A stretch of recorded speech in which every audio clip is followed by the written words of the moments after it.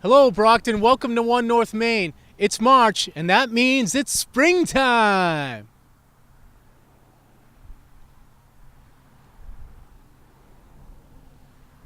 We're almost there. Action-packed half hour for you today, folks. We have 4 special events that we covered recently, and they are Read Across America at the Arnone Elementary School. The Frederick Douglass Academy held a Black History Month event that was fantastic. The 3rd anniversary of the Champion Plan was celebrated over at the Gandara building. And the Brockton Symphony Orchestra put on some magic recently in Greater Brockton. So I want you to sit back, relax, and see what your community, the City of Champions, has to offer.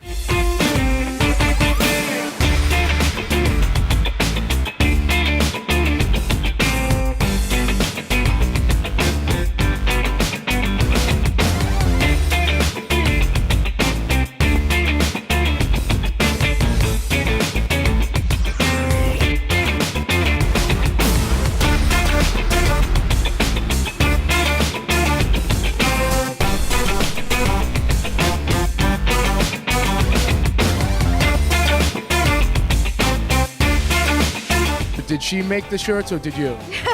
We made them together.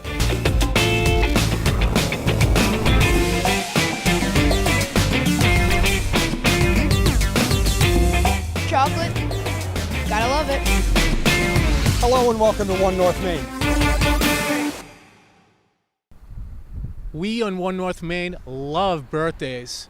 And there's no bigger birthday than Dr. Seuss's birthday. That's when Read Across America happens, and it happened right here at the Arnone School. Elected officials were here to read to the kids, including District Attorney Tim Cruz. It was a fantastic time. I want you to go check it out.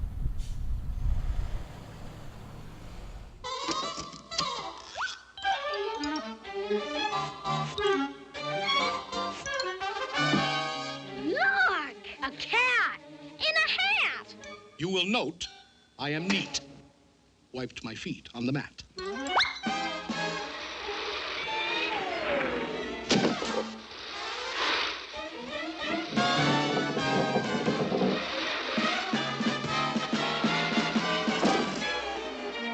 And once again, guys, my name's Tim Cruz.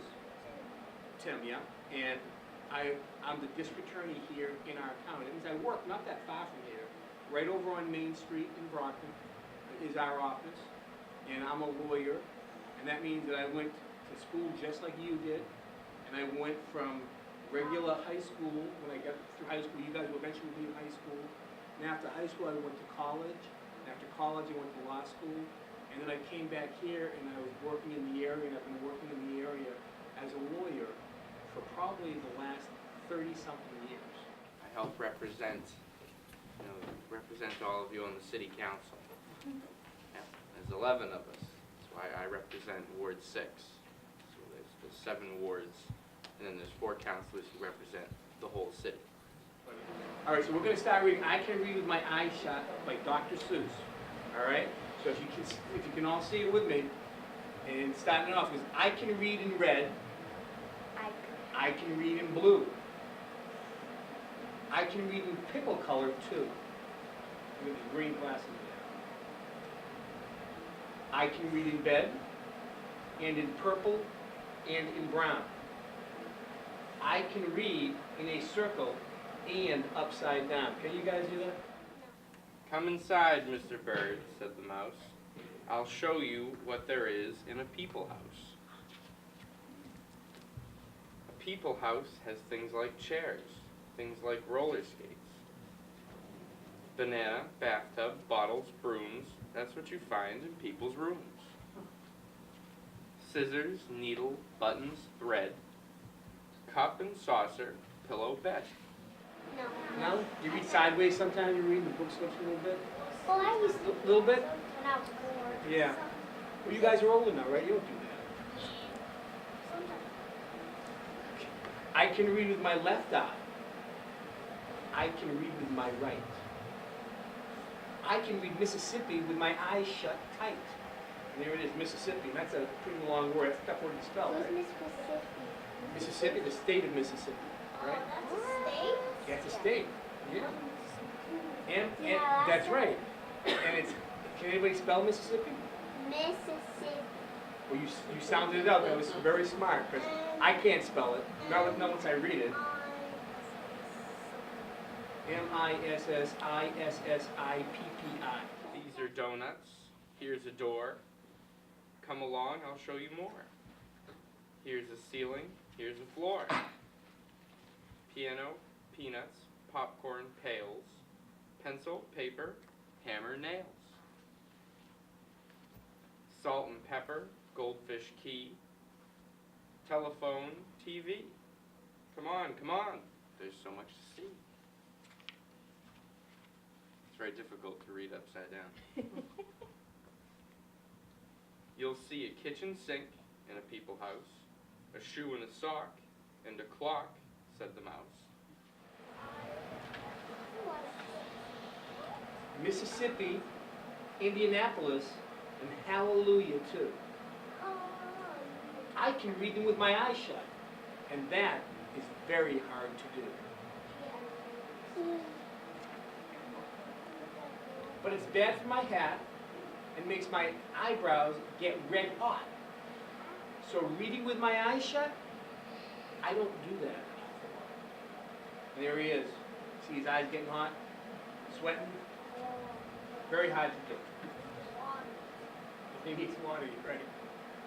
And when I keep them open, I can read with much more speed. You have to be a speedy reader because there's so much to read. I said go and go. I meant.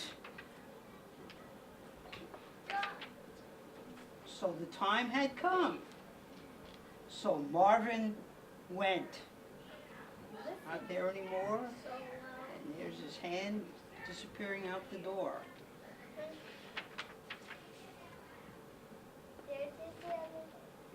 I love that story. Thank you. Oh, thank you. You can read about trees and bees and knees. And, what's that? Palm trees. Palm trees, but knees on trees. Oh. And bees on trees.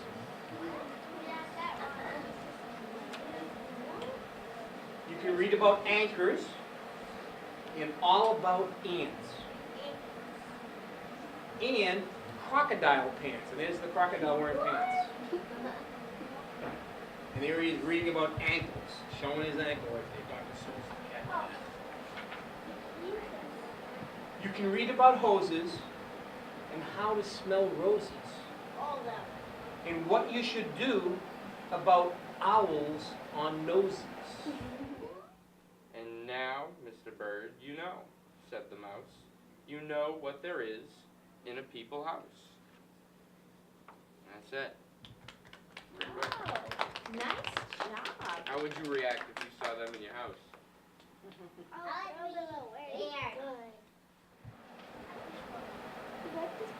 You might learn a way to earn a few dollars. There he's making a lot of money right there, huh? Or how to make donuts. Or kangaroo collars. That's for your pet kangaroo, right? Don't you guys have pet kangaroos? No? I fed a kangaroo before at the zoo. At the zoo? You can learn to read music or play a hutzat if you keep your eyes open, but not with them shut. And there he is. He's got his eyes shut, but his eyes need to be open. So we can see everything that's going on around us and read, right? If you read with your eyes shut, you're likely to find that the place where you're going is far, far behind. And there he is, driving down the road with a little car.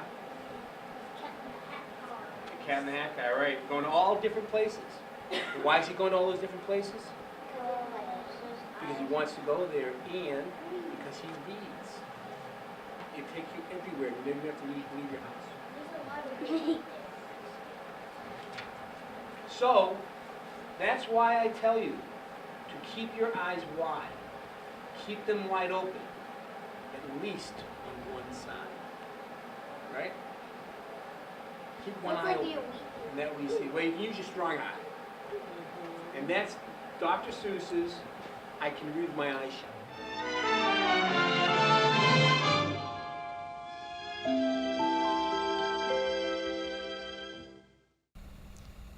Behind me is the Gandhara Center, where they held recently the 3rd anniversary of the Champion Plan.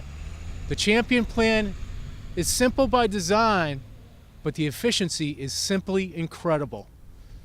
A person willfully turns themselves into the police asking for help. Within minutes, this person is found to bed and the process starts. Simply incredible. Let's hear more from the mayor of the city as well as some important officials. Check it out. I wasn't sure if the word celebrate is the right word to use, but we're at least recognizing 3 years of great work that's being done here. And I want to make sure, and I don't know if I can see them all, we'll mention a few statistics today, but the Champion Plan is really about people. It's not about statistics. We're here, and Mr. Mayor, you were saying you didn't want to call it a celebration, but we definitely are here for a success story. And as Senator Markey says often, that success has 1,000 mothers and fathers. Defeat is an orphan. And we're lucky here that we have not quite 1,000 people, but a packed room to talk about the success just of the Champion program. So you want to help people ahead of time and have people come to the front door of your stations first instead of having to come around the back being arrested. Seeing so many people walking leaders in prevention, treatment, long-term recovery. I saw Joanne Peterson when we first came in from Learn to Cope. Joanne Peterson, because of her tremendous work, Senator Markey brought Joanne to the State of the Union several years ago to say we need to fight against addiction, we need to fight against stigma. The foundation for the Champion Plan was laid 3 years ago, and that's been built upon in many different ways. But what I'm going to do is I'm going to go all the way back to the beginning. Introducing the Champion Plan to the police officers out in the street, and me being one that's out in the street, and hoping that the buy-in would take place, shocked me. Shocked me that an officer could lock someone up that's suffering from substance use disorder, and on their way to the station with handcuffs on and their hands behind their back, they're explaining recovery and where they can go to get it.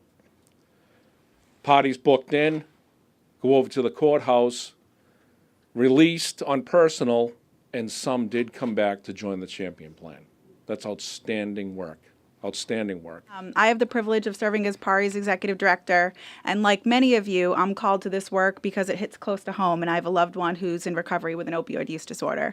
So PARI, the Police Assisted Addiction and Recovery Initiative, is a movement of nearly 500 police departments in 32 states, police departments who believe in treatment, not jail.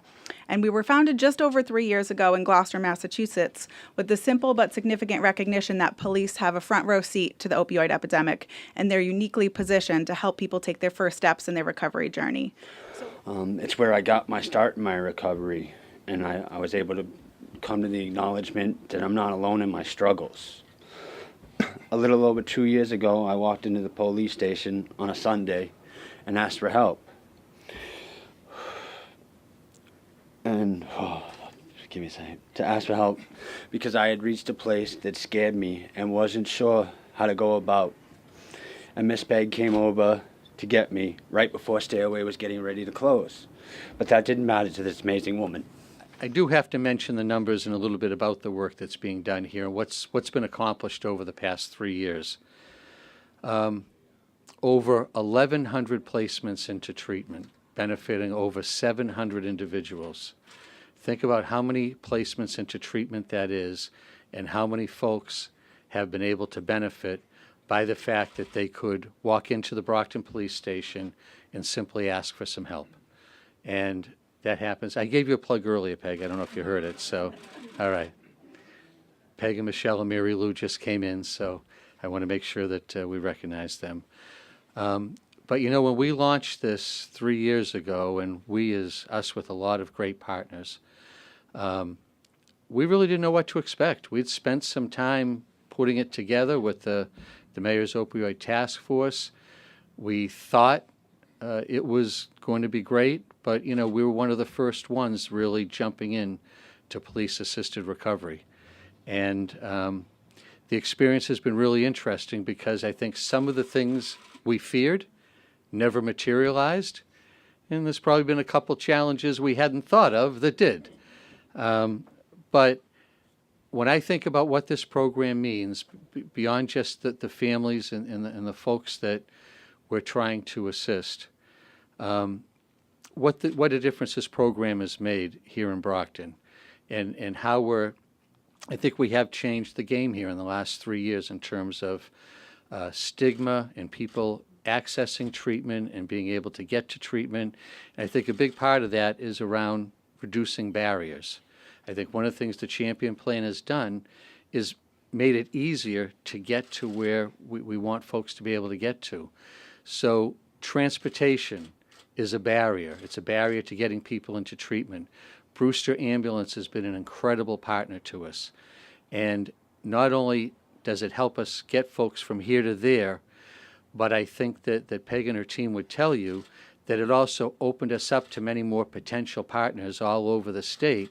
So maybe today we can't get that bed in Brockton or Plymouth, but we can get it in Westboro or Worcester. And because of the fact that it doesn't matter where the bed is, so long as it's in Massachusetts, Brewster Ambulance will get them to it. And so it's made us so much more effective, I think, in being able to find that place for someone to go and increasing access, because that person here on their own may be just trying to get into High Point, and that's their only option. If they can't get in there, they can't get anywhere else. But yet here, with the team here, with the relationships that they've built with providers across the entire state, and with the transportation help from Brewster, we really can access almost any bed in the state that we can find. We are at Champion High School. Within Champion High School is Frederick Douglass Academy. Annually, they put on a great show, Black History Month. The students put together artwork and they perform readings to entertain the crowd. It's simply amazing. The students are simply outstanding.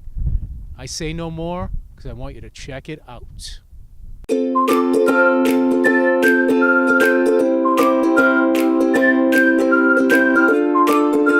you look around, we have students here from Champion High School, Frederick Douglass, and our Champion City program. All of them have been working very hard throughout the month of February, doing a great research project on different aspects of African American culture and also different people that kind of rang true to them. So every board that you see here today really represents not only a person that is, a famous African American, but it's a famous African American that has a particular connection to the student that did the research. So that's really important and special for us. Some of the people that you might see on the boards are historical people who've long since passed away. Some of them are contemporary people that you might not necessarily have heard of, but are making incredible strides, not only in the African American community, but throughout the United States. So that's really special, and we really pride ourselves, although it's African History Month, we want to really make it to be a celebration of not just history, but really positive things that are going on throughout the country today. And I think that's really important.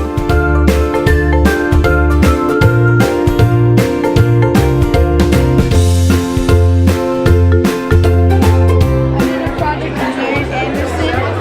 She was best known for singing in front of 75,000 people at the Lincoln Memorial. Eleanor Roosevelt, President's wife at the time, invited her to sing at the Lincoln Memorial.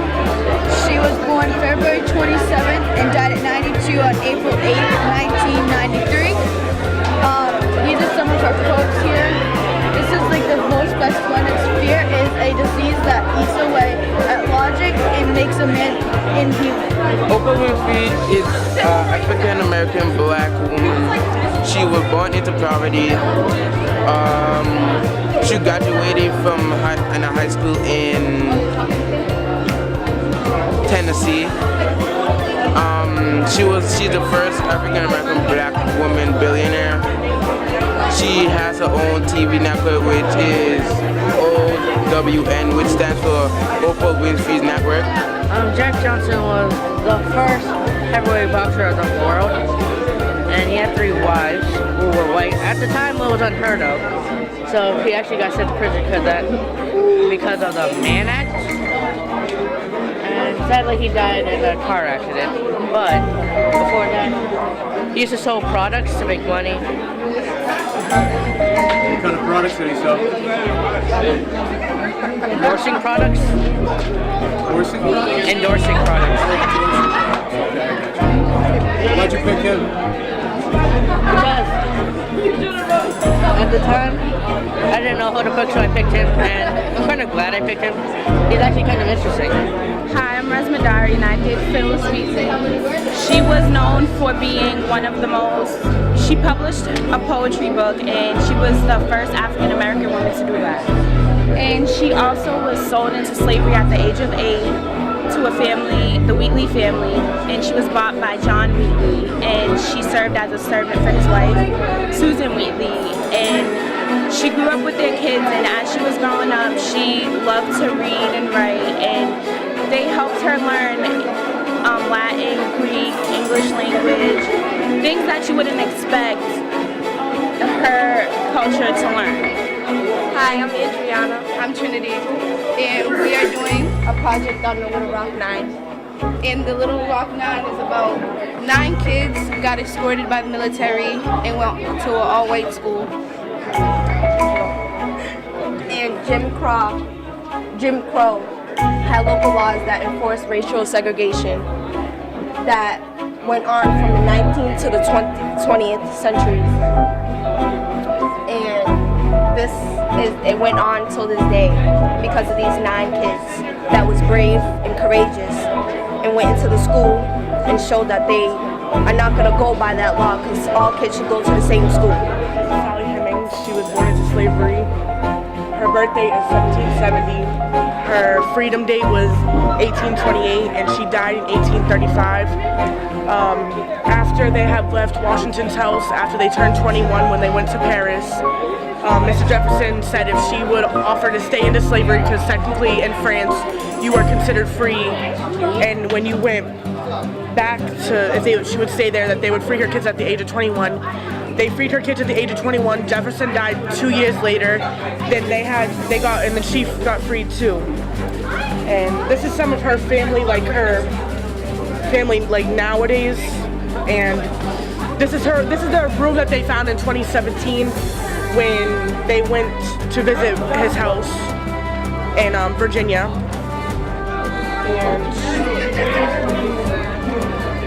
And then she was believed to be the mistress of Mr. Jefferson, and they had 5 kids. And after her death, she remained at their house, and then the house is called Monticello. And after that, her kids got freed. Oh, and when they was first born, 2 of her kids died at young ages, like when they was first born.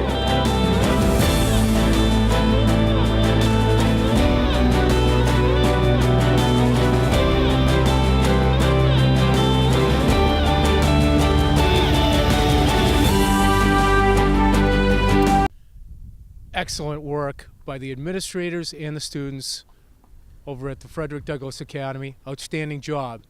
Now we're going to wrap up the show with the Brockton Symphony Orchestra. They are one of a kind, and they bring a beautiful addition to the art scene in Greater Brockton. Let's check them out.